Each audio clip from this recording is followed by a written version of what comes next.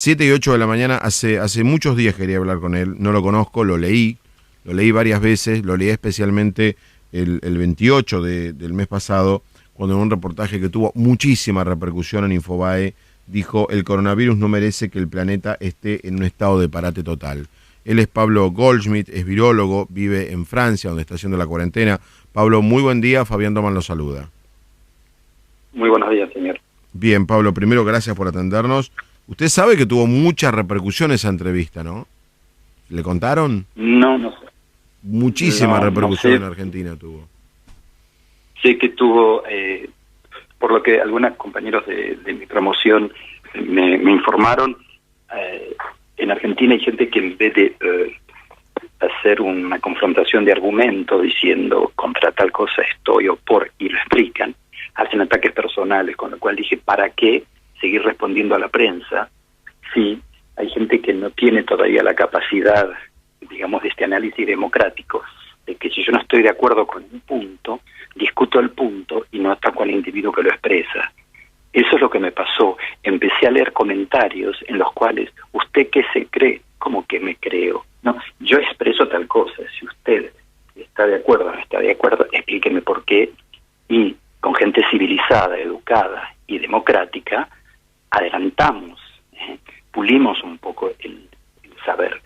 Pero cuando una opinión personal se transforma en un ataque al individuo que lo expresa porque no está de acuerdo con cierta manera que hay de apreciar la realidad actual de las enfermedades infecciosas, a pesar de tener 40 años trabajando y siendo virólogo, yo tengo derecho a expresarme y la gente puede estar o no de acuerdo con tal o tal punto, pero fue muy desagradable ver que hay todavía gente que no tiene cierta experiencia democrática o cierta experiencia del debate. El ataque es al individuo, no a la Coincido, Pablo, coincido en todo lo que dice, en todo. Hablemos digo, ahora de hecha esta aclaración que es muy oportuna. ¿Por qué dice usted que no tendríamos que el planeta le está dando, que es más importancia al coronavirus de la que tendría que tener?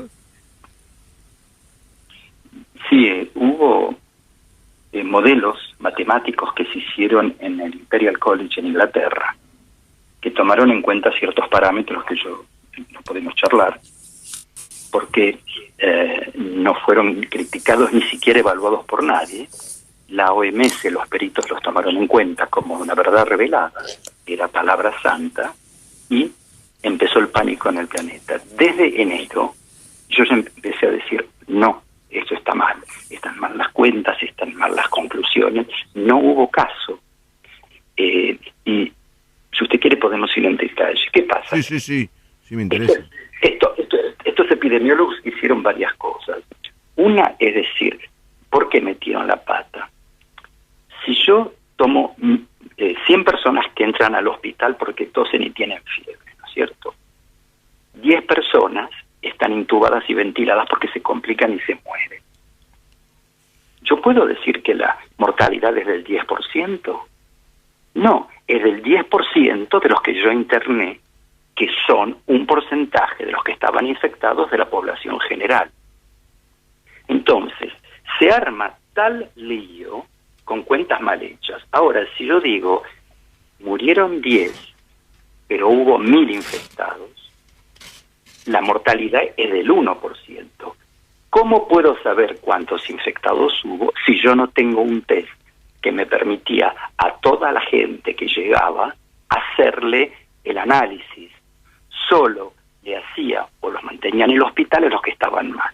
Entonces, desde el principio lo que hicieron en Wuhan fue con un pie metodológico. Lo que yo aconsejaría en este momento, que no se reúna ningún comité político en Francia o en Argentina o en ningún país, solamente con infectólogos. Tenemos, además en Argentina, porque yo cursé en Buenos Aires, gente que es brillante en bioestadística, gente que sabe hacer las cuentas bien, ¿sí? Y esa gente tiene que estar presente para validar o no validar lo que están diciendo en Ginebra.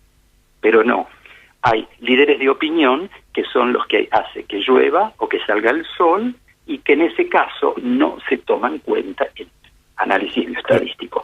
Le voy a comentar un detalle. Sí. En China se decía que la mortalidad era altísima, que la mortalidad, la gente moría. Bueno, ¿qué hicieron después? Tomaron 70.117 personas a las cuales hicieron la reacción de polimerasa en cadena con la transcriptasa reversa, ¿sí? Que es el test que se hace para detectar la presencia del virus.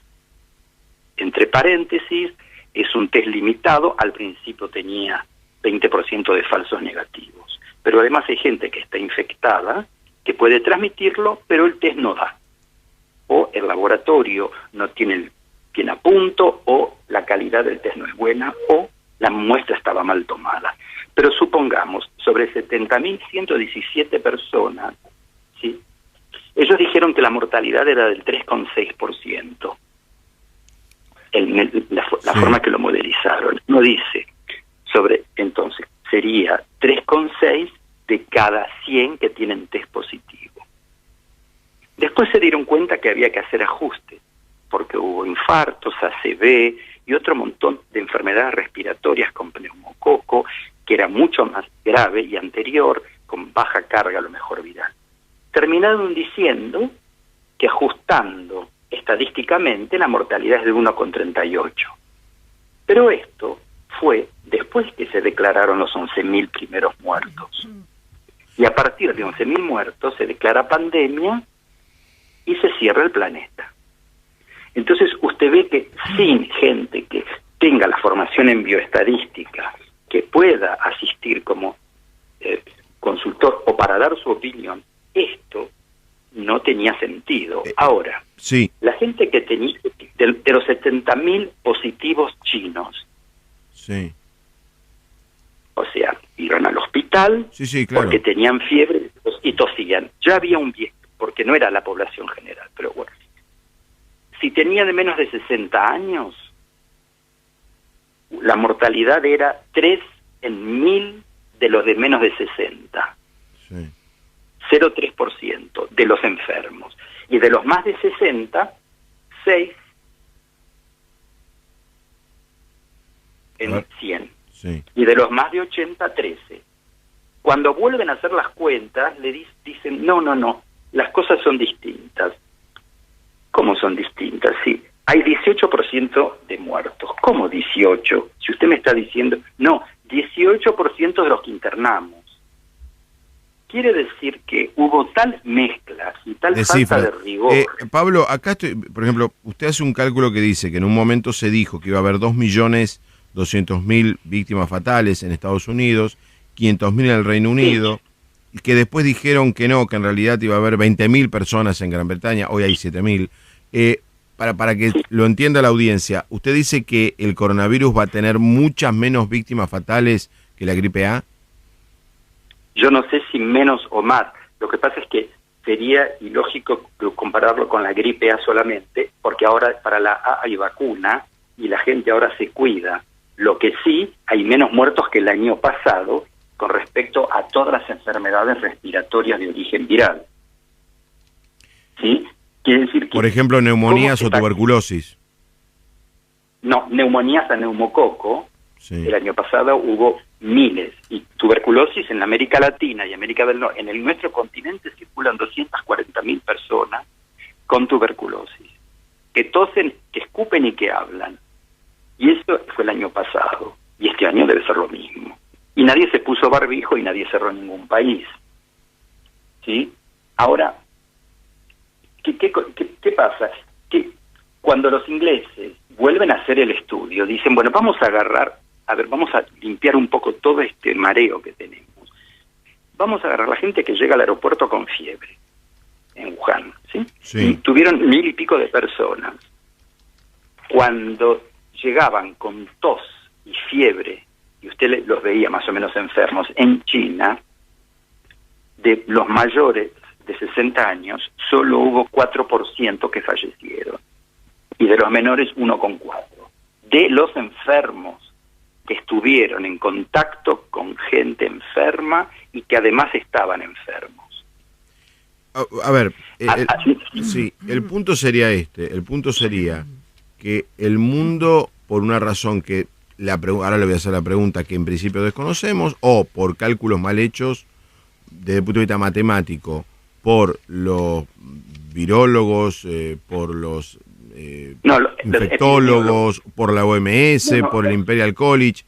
En un momento determinado se creyó que esto era, desde el punto de vista aritmético, más grave de lo que es. Más o menos esa sería la hipótesis. Sí, hubo dos modelos. Uno que lo hace el Imperial College y otro que lo hace la Universidad de Oxford. Son dos opuestos, hacen preguntas distintas. Uno dice cómo anda el virus y desde cuándo anda circulando. Y el otro dice cuánta gente muere. Cuando se mezcla la información y no hay en los grupos de OMS aparentemente bioestadísticos con análisis crítico de material y método de este trabajo, cuando llegaron a X cantidad de países, por ejemplo, si hay dengue en 10 países, hay dengue en 10 países y nadie dice nada. Si la OMS dice que a partir de 11 es pandemia, se declara pandemia. Sí. ¿Qué quiere decir? Pandemia no quiere decir cuánta gente está enferma, cuánta gente se muere y qué grave es la enfermedad. Pandemia quiere decir hay muchos países con gente infectada con este agente. Mientras tanto, se cierra las fuentes de trabajo, la gente se queda sin trabajo, la gente mayor en terapia intensiva y mucha gente muere. Una locura absoluta en todos los hospitales por un pánico que tiene que ver con este tipo de análisis que está mal hecho y que yo soy por ahora el único que lo denuncia, pero con pruebas científicas. Ahora, Pablo, le hago esta última consulta, Pablo. ¿No tiene que ver también la preocupación de la OMS y de los gobiernos con sistemas sanitarios que no pueden absorber una cantidad importante de enfermos respiratorios de más de 60 años en un mismo mes? Mire, eso es lo que se puede decir como para justificar. Pero el año pasado, ¿por qué no hubo esta alerta? Y hubo mucha muerte. ¿Qué pasa? El año pasado mucha gente moría en los geriátricos cuando tenían insuficiencia respiratoria, le ponían una máscara y lo hacían respirar, y si sale, sale, y si no, no sale, con antibióticos y corticoides, en casi todos los países. Mucha gente en su casa fallecía por insuficiencia respiratoria o cardíaca, o las dos. Este año, alguien tose y corre al hospital. ¿Qué pasa? Se creó un pánico que hace de círculo vicioso. Porque si uno le dice a la gente, ¿cuál es la consigna para que se tranquilice la gente en el lugar que lo esté escuchando? Usted puede tener fiebre o no, pero si usted tiene más de 38,5, bueno, un día tómese un paracetamol a ver si baja. Y le baja a mucha gente. Si usted tiene más de 2 días 38,5 y siente que está por toser o tiene un poco de fatiga, o si sube una escalera, ya en el segundo piso se empieza a sentir que le falta, o si le siente realmente una molestia, va a ver al médico. Como en cualquier caso que uno tiene miedo de tener bronquitis o pulmonía. El médico, cuando le pregunta 2 días de fiebre, 38,5 y un poquito de tos o síntoma pulmonar, le voy a sacar sangre. ¿Qué voy a medir? Voy a medir 4 parámetros. ¿Para qué? Para saber si lo que tiene usted es una infección viral. Puede ser influenza o puede ser rinovirus, adenovirus o coronavirus. En 1 hora, hora y media, todos los laboratorios le van a poder dar los resultados y el médico va a decir, usted está con una infección viral. Hasta ahí usted ve que es muy simple. 2 días de tos, 38,5. Donde el pánico no está en ningún lugar. Bueno, ahora el médico dice, por ahí tiene esta nueva variante de coronavirus, que es por ahí el virus que lo resfrió cuando era chico o no, que es el virus también de la misma familia que enferma a los cerdos y a los perros, y además es un virus que, una de las variantes, produce diarrea. Bueno, dentro de esta familia hay uno que va al pulmón. Si le va al pulmón y lo lastima, yo voy a tener en el análisis de sangre un marcador que va a decir, este señor tiene una inflamación y tiene una lastimadura interna. Le tengo que hacer un examen complementario. Entonces, y pasada ahí la se hora, hace, hora y claro. media, se hace una resonancia magnética o una tomografía. ¿Sí? Para Si todo usted ve esto, imágenes, sí, para todo, yo me quedo con una idea. medida, Sí. Yo, Pablo, me quedo. perdón, Sí. termino rápido. Usted ya sabe que tiene alta chance que sea coronavirus, lo aísla a la familia, le da el tratamiento que necesita, le salva la vida y la mortalidad va a pasar de 9% de gente infectada a 1%, que es donde estamos ahora. Y se acaba el pánico y se acaba la locura planetaria. Desgraciadamente, no entiendo cómo, con las cosas que parecen tan simples, me están atacando como que soy cómplice de criminales cuando la cosa, y clínicamente y desde el punto del laboratorio, parece no tan complicada. Lo entiendo y Pablo, le agradezco muchísimo este diálogo, sé que acepta pocas notas, así que lo valoramos mucho y seguramente volveremos a hablar en un par de semanas. Sí, lo único que espero es que la autoridad política y sanitaria, antes de tomar decisiones, en todas las comisiones haya peritos o profesores de bioestadística y que todos los datos que lleguen los corroboren, los verifiquen y los estudien. Porque no se puede seguir siendo víctima de una presión internacional por cosas mal hechas. Pablo, abrazo enorme y gracias. Que le vaya muy bien, señor Bundy. Pablo Goldschmidt, virólogo argentino. Ahora tenemos tanda. Cuando volvamos vamos a debatir porque lo queríamos poner porque también hay que escuchar otra voz.